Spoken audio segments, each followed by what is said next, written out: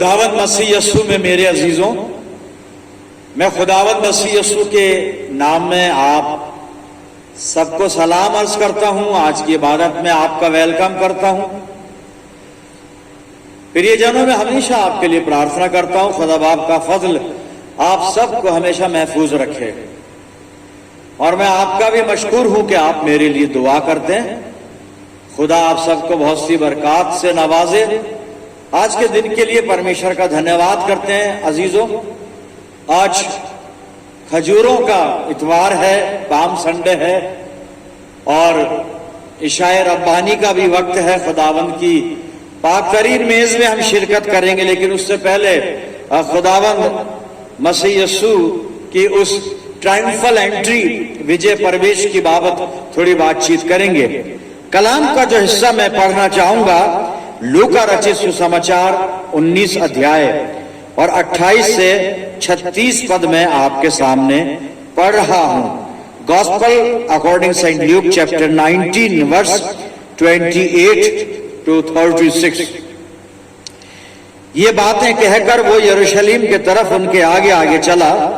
जब उस पहाड़ पर जो जैतून का कहलाता है बैत फिगे और बैत एनिया के नजदीक पहुंचा, तो ऐसा हुआ कि उसने शागिर्दों में से 2 को ये कहकर भेजा कि सामने के गांव में जाओ और उसमें दाखिल होते ही एक गधी का बच्चा बंधा हुआ मिलेगा, जिस पर कभी कोई आदमी सवार नहीं हुआ। उसे खोल लाओ, और अगर कोई तुमसे पूछे कि क्यों खोलते हो, तो यूं कह देना कि खुदावंद को इसकी जरूरत है। बस जो भेजे गए थे उन्होंने जाकर जैसा उसने उनसे कहा था वैसा ही पाया। जब गधी के बच्चे को खोल रहे थे तो उसके मालिकों ने उनसे कहा कि इस बच्चे को क्यों खोलते हो? उन्होंने कहा कि खुदावंद को इसकी जरूरत है। वो उसको यस्सु के पास ले आए और अपने कपड़े उस बच्चे पर डालकर यस्सु को सवार किया। जब जा रहा था तो वो अपने कपड़े राह में बिछाते जाते थे। खुदावंद की बड़ी बरकत उसके पाक कलाम के पढ़े जाने और सुने जाने पर हो, आमीन।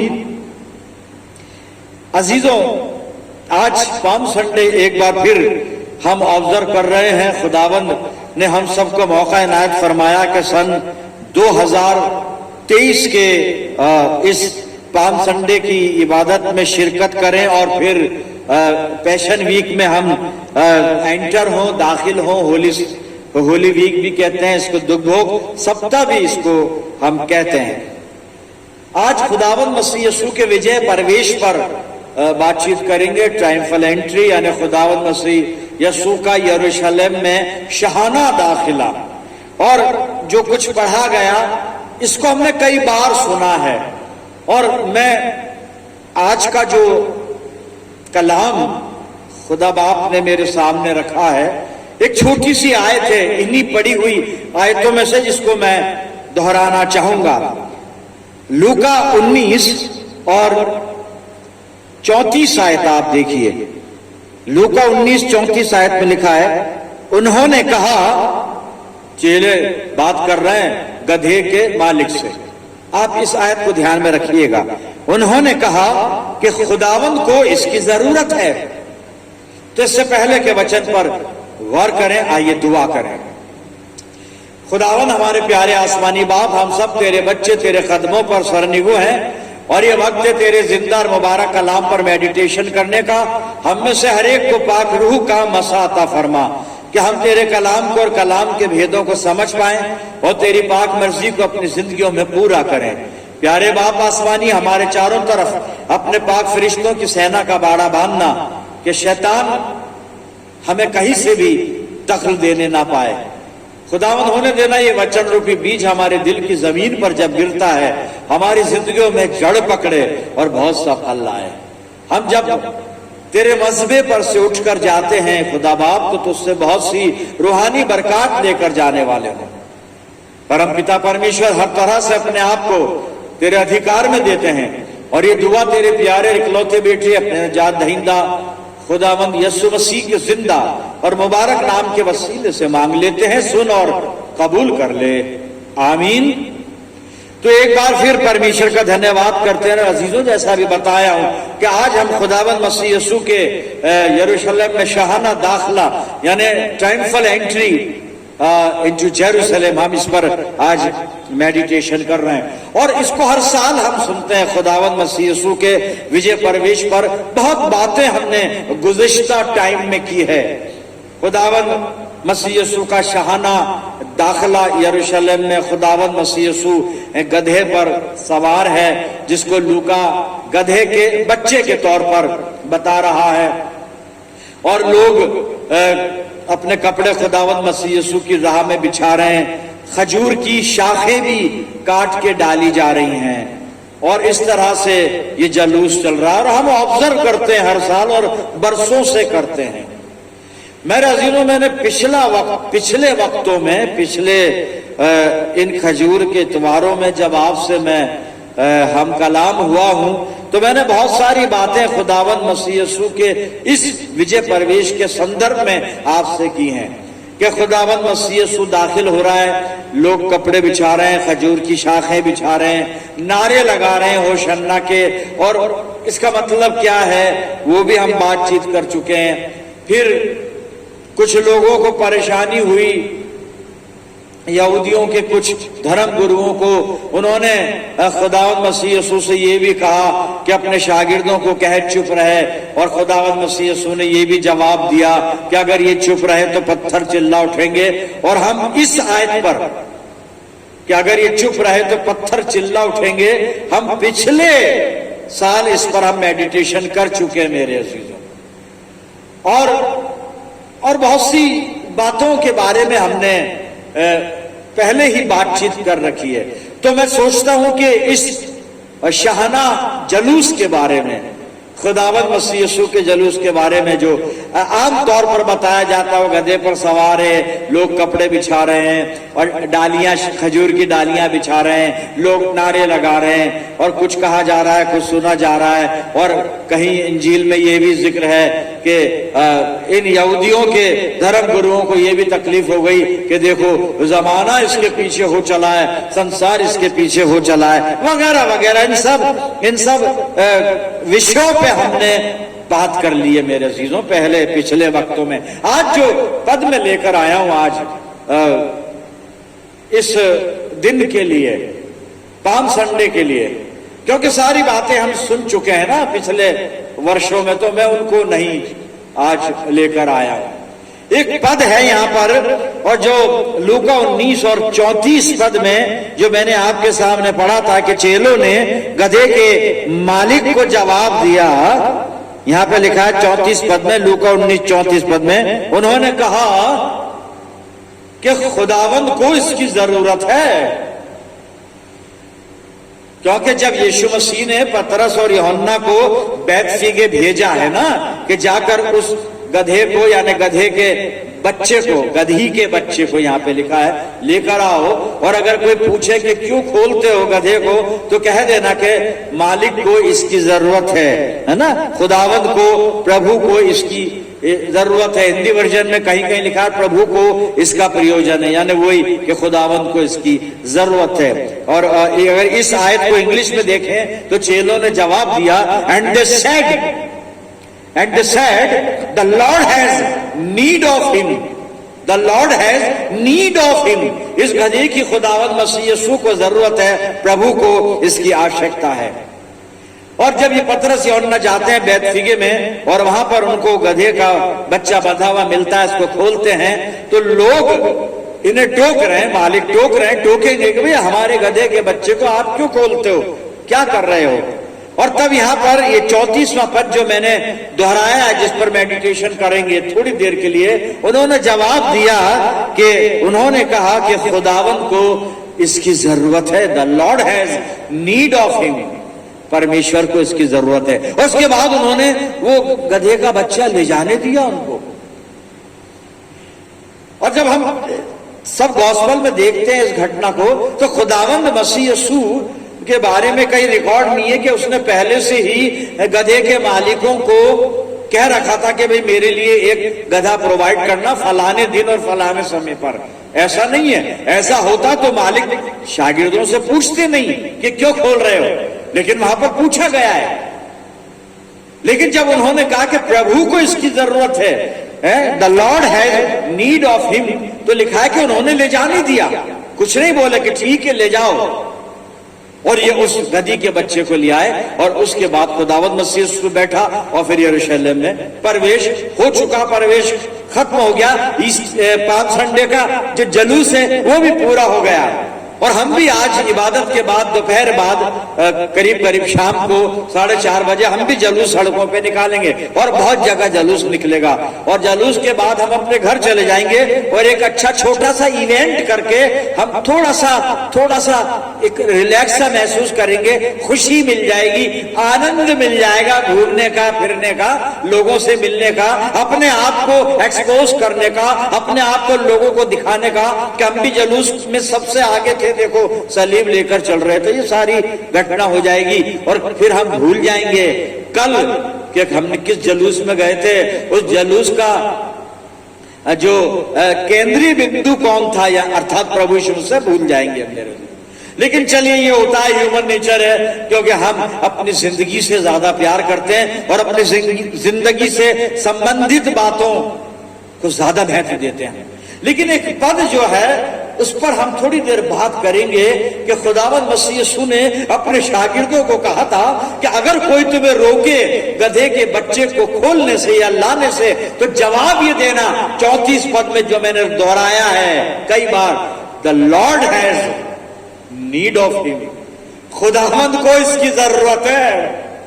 प्रभु यीशु मसीह को इस गधे की जरूरत है और वो गधा प्रोवाइड कर दिया गया। मालिकों ने अपना गधा दे दिया खुदावंद मसीह यीशु को। मेरे अजीजों, एक सवाल है, खुदावंद मसीह यीशु को सवारी के लिए एक गधे की जरूरत थी और गधे के मालिकों ने खुदावंद मसीह यीशु की जरूरत को समझा। They understood the need of Jesus Christ.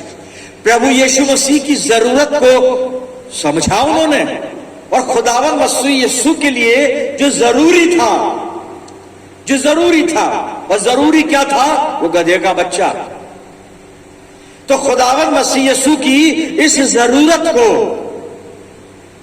गधे के मालिकों ने पूरा कर दिया। जो खुदावंद मसीह यीशु के लिए जरूरी चीज थी, गधे का बच्चा, प्रभु यीशु मसीह के पास पहुंचा दी गई। मेरे अजीजों, खुदावंद मसीह यीशु की आज एक जरूरत को, और जरूरत क्या है, सिर्फ गधे का बच्चा, लेकिन ये यीशु मसीह के लिए जरूरी है साहब। यीशु मसीह को आज घोड़ा नहीं चाहिए, हाथी नहीं चाहिए, रथ नहीं चाहिए, नाव बोट नहीं चाहिए, क्योंकि सड़क पे चलना है, सवाल ही नहीं बोट का।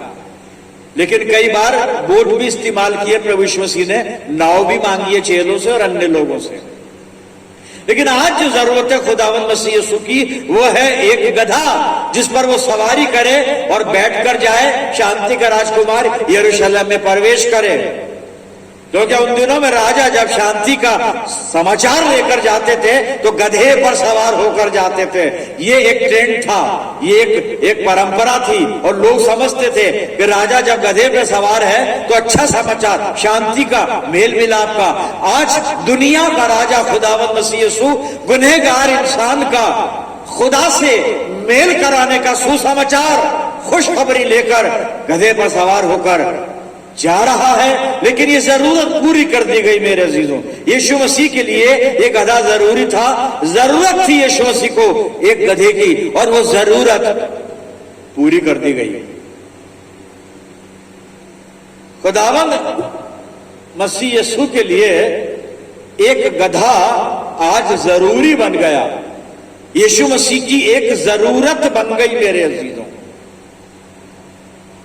और गधे के मालिक ने दुनिया के मालिक को अपना गधा दे दिया और गधा इस्तेमाल किया गया। मेरे अजीजों, सवाल आ गया।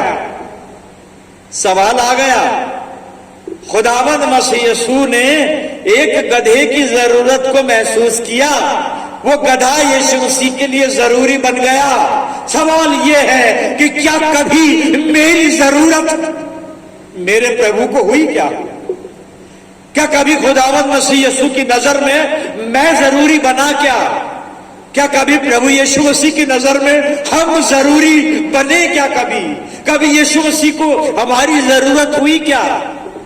कभी क्या तजुर्बा किया हमने कि हमें पता चला हो कि आज प्रभु यीशु मसीह को मेरी जरूरत है, इस समय यीशु मसीह को मेरी जरूरत है?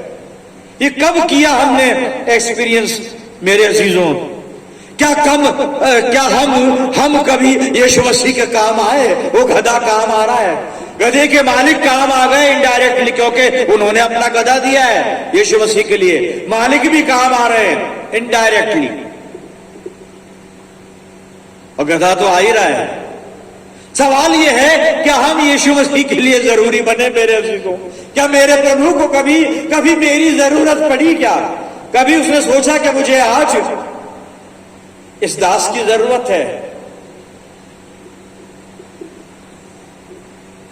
क्या कभी हमने यीशु मसीह की जरूरत को पूरा किया? सवाल आएगा कि उससे कब हमारी जरूरत पड़ी, और जरूरत पड़ेगी तो जरूर हम अपने आप को सर्व करेंगे प्रभु यीशु मसीह के चरणों पर जाकर।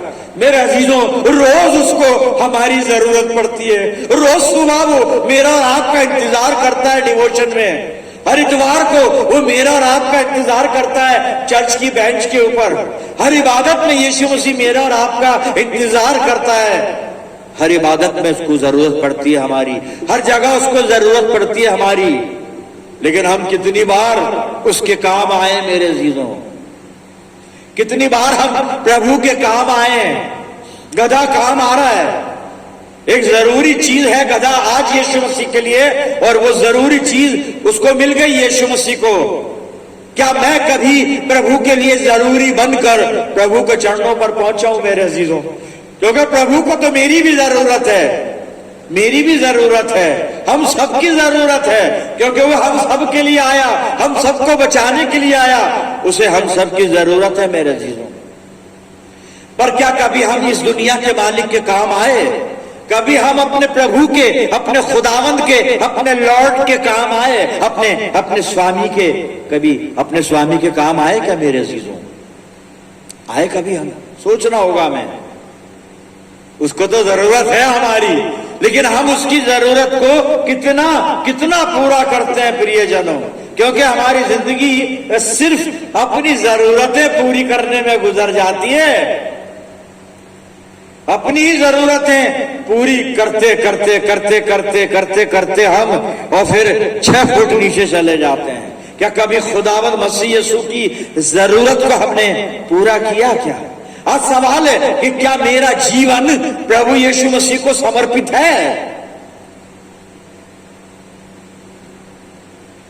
मेरे अजीजों, हमें आज सोचना होगा कि प्रभु यीशु मसीह को जरूरत तो है हमारी, पर हम क्या उस जरूरत को पूरा करते हैं? क्योंकि हमसे पहले जो खुदा के लोग थे ना, इस्राएली लोग, उन्होंने परमेश्वर की जरूरत को पूरा नहीं किया साहब। वो कभी दुनिया के मालिक के काम नहीं आए, वो खुद अपने मालिक बने रहे, अपनी धार्मिकता के मालिक बने रहे, वो अपनी व्यवस्था के मालिक बने रहे, वो अपने जीवन के खुद मालिक बने रहे मेरे। इस्राएलियों ने कभी भी परमेश्वर को अपना लॉर्ड नहीं माना, स्वामी नहीं माना कभी, और उसकी जरूरत कभी पूरी नहीं की मेरे अजीज, कभी नहीं की। खुदा रंजीदा होकर इन इस्राएलियों के लिए कुछ कहता है, तो उनके लिए जो कह रहा है ऐसा ना हो कि कहीं हमारे लिए भी कहता हो खुदा। आज क्या कह रहा है? यिर्मयाह 31 अध्याय और 31 और 32 पद में पढ़ रहा हूं, आप सुनिएगा।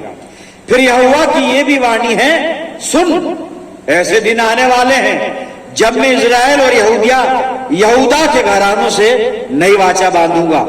वो उस वाचा के समान ना होगी जो मैंने उनके पुरखाओं से उस समय बांधी थी, जब मैं उनका हाथ पकड़कर उन्हें मिस्र देश से निकाल लाया। क्योंकि यद्यपि मैं उनका पति था, तो भी उन्होंने मेरी वाचा को तोड़ दिया।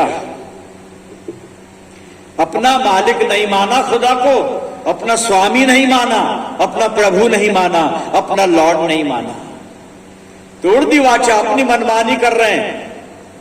उन्हें जो खुदा के लिए करना था कभी नहीं किया। परमेश्वर को जो उनकी जरूरत थी उन्होंने उस जरूरत को खुदा के लिए कभी पूरा नहीं किया। मेरे अजीजों, आज एक गधा खुदावंद मसीह यीशु की जरूरत को पूरा कर रहा है। सवाल वही अभी भी खड़ा हुआ है, क्या मैं मेरी यीशु मसीह के लिए कभी काम आया? क्या प्रभु की नजर में कभी मैं जरूरी बना हूं? मैंने उसकी कौन सी जरूरत को पूरा किया है? मेरे अजीजों, हमने अपनी सारी जरूरतें प्रभु यीशु मसीह से पूरी करवा ली। सारी मुनाजातें दुआएं उसके सामने रख के हर जरूरी चीज उससे हासिल कर ली, हर जरूरी चीज यीशु मसीह से ले ली। लेकिन जब उसको जरूरत मेरी पड़ी ना, मैं उसके लिए नहीं था साहब दस्तयाब, मैं उसके लिए उपलब्ध नहीं था, क्योंकि मैं तो दुनिया के कामों में मसरूफ था। मैं तो अपनी जरूरतें पूरी करने में लगा हुआ था। मेरे अजीजों, खुदा कितनी मायूसी के साथ, कितना रंजीदा होकर यिर्मयाह 31 और 31 पद में अपने लोगों के लिए कह रहा है। और अफसोस तो तब होता है कि वो याजकों को भी फटकार लगाता है, याजकों से भी कुछ कह रहा है। मैं याजक ये ना समझ लूं कि सिर्फ आप ही उसकी जरूरत को पूरा नहीं कर रहे हैं। जी, हम भी उसी श्रेणी में हैं, हम भी तो अवॉइड कर रहे हैं अपने लॉर्ड को, अपने मालिक को। एक हवाला पढ़ूंगा साहब मैं,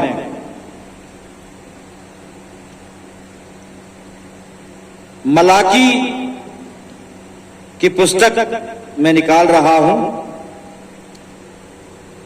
मलाकी और 1 अध्याय, और सुनिएगा 6 पद।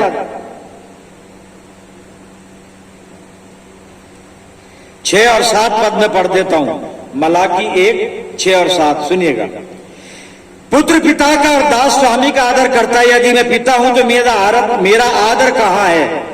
यदि मैं पिता हूं तो मेरा आदर कहां है? और यदि मैं स्वामी हूं तो मेरा भय मानना कहां? सेनाओं का यहोवा, तुम याजकों से भी जो मेरे नाम का अपमान करते हो यही बात पूछता है, परंतु तुम पूछते हो हमने किस बात में तेरे नाम का अपमान किया? 6 पद काफी है मेरे से, 6 पद काफी है। याजकों ने भी तो जरूरतें पूरी नहीं की। मैं भी दोषी मान रहा हूं अपने आप को, और अपने आप पर मैं शर्मिंदा हूं। एक जानवर जिसको लोग गधा कहते हैं, मेरे यीशु मसीह की जरूरत को पूरा कर रहा है, और मैंने कभी उसकी जरूरत को पूरा नहीं किया। खुदा करे कि हम यीशु मसीह की जरूरत को समझ लें। मेरे अजीजों, वो मालिकों का मालिक है, हम अपने मालिक ना बन जाएं, हम अपने मालिक ना बन जाएं। आप नोट कर लें, सबोपदेशक की किताब पुस्तक 2 अध्याय 7 से 11 पद बाद में पढ़िएगा। और उपदेशक कह रहा है कि मैंने जिंदगी में सब कुछ करा, जैसा मन में आया करा, और जो मैंने यूज करना चाहा, अच्छा बुरा काफी लिखा है वहां पर, काफी लिखा है, आप पढ़िएगा। सब किया मैंने, मन मानी की मैंने, अच्छा काम भी किया, बुरे से बुरा काम भी किया, भोग विलास भी किया, शहवत परस्ती भी की, सब कुछ किया, कामुकता भी की, सब कुछ किया। और कह रहा है मैंने किसी काम से अपने दिल को नहीं रोका। लेकिन अंत में जाकर कहता है कि लेकिन उसका जो अंत था वो ये था कि सब कुछ व्यर्थ, हवा की उड़ान, वायु को पकड़ना, बेकार, सब कुछ बेकार, बेकार ही बेकार। मालिक था, वो राजा था साहब, राजा था, लेकिन बाद में कहता है कि सब बेकार। तो हम ये ना सोचें कि हम खुद के मालिक हैं, हम राजा हैं, हम धनवान हैं, हम शक्तिवान हैं। कुछ नहीं साहब, क्योंकि हम सबसे ऊपर एक है, जिसको भजन 136 का लिखने वाला 3 पद में कहता है मालिकों का मालिक है, प्रभुओं का प्रभु है वो, प्रभुओं का प्रभु है मेरे अजीजों, हमारा खुदावंद मसीह यीशु। मेरे अजीजों, मैं यीशु मसीह के साथ कहां पर हूं? प्रभु को मेरी जरूरत है, लेकिन क्या कभी मैंने यीशु मसीह की जरूरत को पूरा किया है? कहां पर हूं मैं? किस जगह हूं मैं? पौलुस अंताकिया में आराधनालय में बात कर रहा है और प्रेरितों के काम 13 अध्याय मैं निकाल रहा हूं। प्रेरितों के काम 13 अध्याय, और पौलुस क्या कहता है यहाँ पे? अंताकिया के आराधनालय में इस्राएलियों से बात कर रहा है, उनके सरदारों से बात कर रहा है। जी हाँ, प्रेरितों 13 और 21-22। उसके बाद उन्होंने एक राजा मांगा। पौलुस बता रहा है इनको कुछ इतिहास की बात। उसके बाद उन्होंने, किन्होंने? इस्राएलियों ने एक राजा मांगा। तब परमेश्वर ने 40 वर्ष के लिए बिन्यामीन के गोत्र में से एक मनुष्य अर्थात कीश के पुत्र शाऊल को उन पर राजा ठहराया।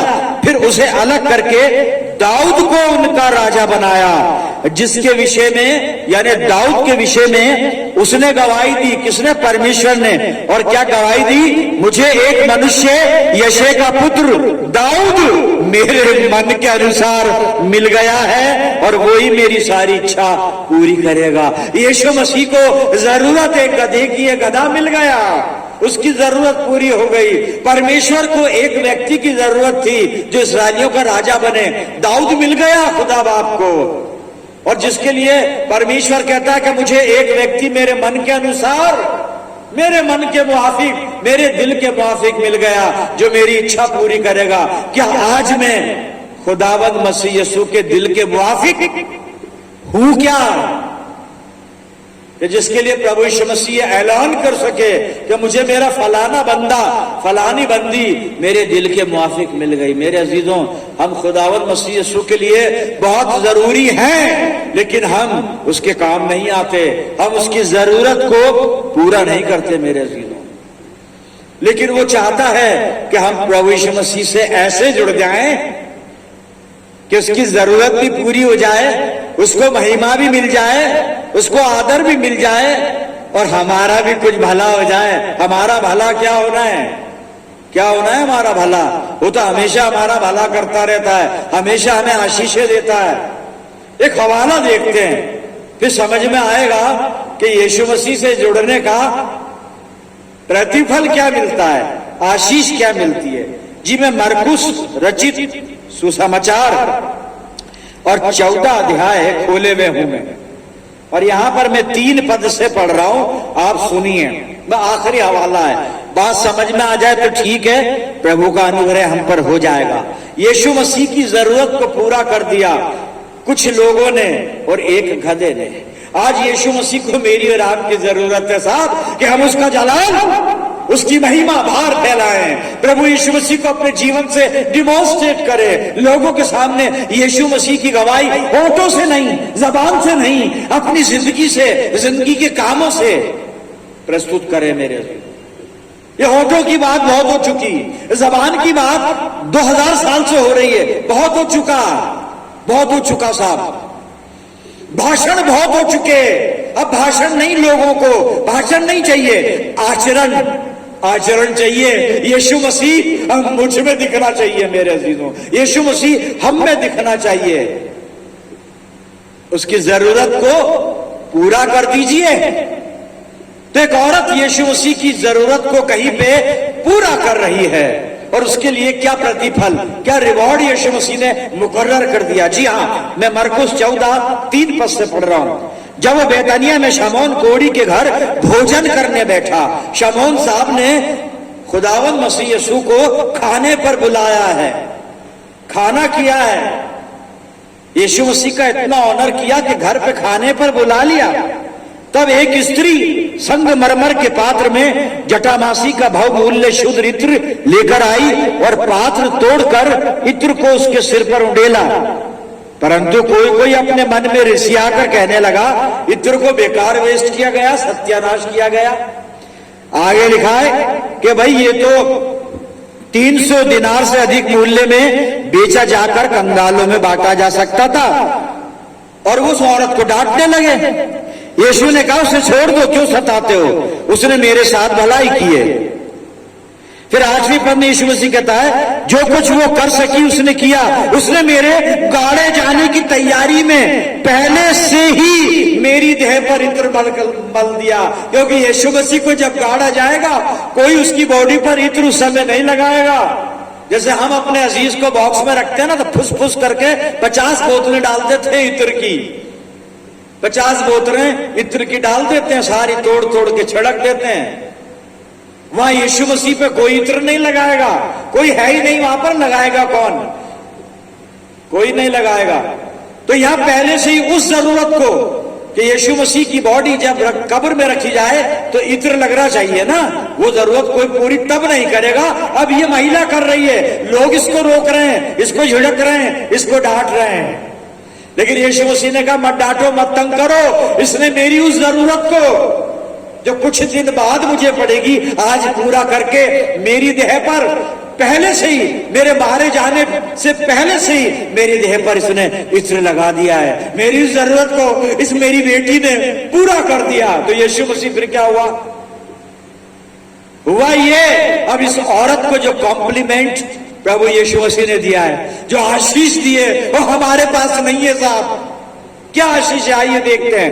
मरकुस 14:9 पद, यीशु मसीह उस महिला के लिए, स्त्री के लिए क्या कहता है, मैं तुमसे सच सच कहता हूं कि सारे जगत में जहां कहीं सुसमाचार प्रचार किया जाएगा वहां उसके इस काम की चर्चा भी उसके स्मरण में, किसके, इस स्त्री के स्मरण में की जाएगी। मेरे साथ इस स्त्री का जिक्र आएगा। क्या आज यीशु मसीह के साथ मेरा जिक्र आता है? Pastor F.W. फिलिप को यीशु के साथ कौन याद करता है? वो कह रहा सारे जगत में जहां मेरा नाम लिया जाएगा इस स्त्री के इस काम की चर्चा की जाएगी, इसके काम को लोग सुनेंगे, इसके काम को लोग बताएंगे, क्योंकि इसने मेरी जरूरत को पूरा किया है। अजीजों, हमने प्रभु यीशु मसीह की जरूरत को पूरा किया या नहीं किया? अपनी जिंदगियों में झांक लें कि प्रभु मैं तेरे काम आ सकता था, नहीं आया। मैं तेरी जरूरत को पूरा कर सकता था, मैंने ऐसा नहीं किया, क्योंकि मैं तो अपनी जरूरतें पूरी करते दुनिया से ही पार हो गया। यीशु के काम आ जाइए, बहुत काम आ सकते हैं उसके। अब इतना समय नहीं है कि मैं ये भी बताऊं कि क्या काम आना है। अरे एक ही तो काम उसने बताया यूहन्ना 15 में, एक ही काम, मैंने तुम्हें इसलिए चुना, आप समझ गए कि बहुत सा फल ले आओ, बहुत सा फल ले आओ, बहुत सा फल ले आओ। यीशु मसीह की महिमा को फैला दो, यीशु मसीह को डेमोन्स्ट्रेट कर दो। मेरे अजीजों, खुदा करे कि हम खुदावंद मसीह यीशु की इस जरूरत को पूरा कर दें। प्रभु हमें इस्तेमाल कर ले कि यीशु की ये जरूरत, वो कहता है कि तुम फल ले आओ, पूरी हो जाए। प्रभु को डिमॉन्स्ट्रेट कर दें, जाकर बाहर बता दें अपने जीवन से, अपने जीवन के कामों से, अपने व्यवहार से, सिर्फ लेक्चर से नहीं। लेक्चर बहुत दे रहे हैं आज लोग, लेक्चर नहीं सुनेंगे साहब, लोग तो मेरे आचरण को देखना चाहते हैं, मेरी जिंदगी के कामों को देखना चाहते हैं। तो मैं यीशु मसीह की जरूरत को खुदा करे कि पूरा कर सकूं, खुदा ही मुझे इस योग्य कर दे, हम सबको इस योग्य कर दे। मेरे अजीजों, आइए चलते हैं परमेश्वर के चरणों पर, दुआ मांगे कि प्रभु हमें इस योग्य बना दे कि हम अपने खुदावंद मसीह यीशु, अपने स्वामी, अपने प्रभु, अपने लॉर्ड, अपने मुक्तिदाता, इसकी जरूरतों को अपनी जिंदगियों से पूरा करने लग जाएं, उसके नाम को महिमा पहुंचाना शुरू कर दें, उसके लिए फलवंत होना शुरू कर दें। आइए प्रार्थना करें। खुदावंद मसीह यीशु में प्यारे आसमानी बाप, धन्यवाद करते तू हमसे बात करता है, हमें सिखाता है, हमें बताता है, हमें चेताता है। आज जो कुछ भी वचन ने हमें सिखाया, समझाया, इस पर अमल करने की हमें तौफीक दे और पवित्र आत्मा की सामर्थ्य हमें परिपूर्ण कर, पवित्र आत्मा की अगुवाई हमें दे। प्रभु, अपनी जिंदगियों को तेरे इख्तियार में देते हैं पिता, तू अपनी आवश्यकता हमारे जीवन में पूरी कर खुदाबंद, ताकि हमारे जीवन से हमारे प्रभु यीशु को महिमा मिले। प्रभु, मैं दुआ करता हूं पिता परमेश्वर, जितने लोग इस दुआ में मेरे साथ शामिल हैं, इन सब अजीजों पर तेरी शफकत, रहमत और बरकत का साया हमेशा बना रहे और हम सब मिलकर पूरे आलम के लिए, पूरे जहान के लिए दुआएं खैर करते हैं। अपना सब कुछ तेरे हवाले करते हैं, अपनी जिंदगी तेरे इख्तियार में देते हैं पिता, और ये दुआ तेरे प्यारे इकलौते बेटे अपने उद्धार करता प्रभु यीशु मसीह के जिंदा और मुबारक नाम के वसीले से मांगते हैं। सुन और कबूल कर ले, आमीन। अब हमारे खुदावंद मसीह यीशु का फजल, खुदा बाप की मोहब्बत, रूह पाक की रिफाकत, शिराकत हम में से हर एक के साथ, तमाम ईमानदारों के साथ, हमारी सब कलीसियाओं के साथ अब से लेकर हमेशा तक होती रहे, आमीन।